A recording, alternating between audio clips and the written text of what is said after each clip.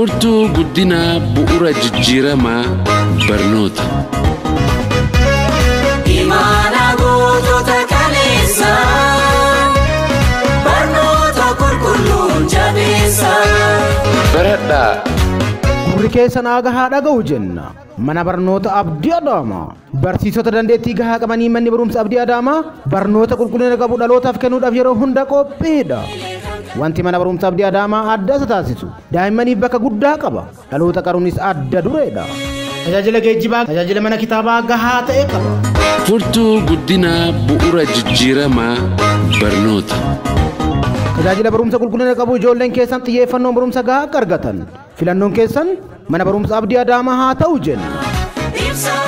Manni barnoota Abdii Adaamaa magaalaa Adaamaa keessatti damee isaa hundatti galmeerratti argama. Lakkoofsi 1 ganda gaara Luugoo masgiida Ansar gara bitaa meetira 50 seenee. Lakkoofsi 2 karaa Soodaree deemu ganda Adulaalaa Haxxee Orooretti. Lakkoofsi 3 Arseemaa naannoo 180 jedhamuun beekamutti argama.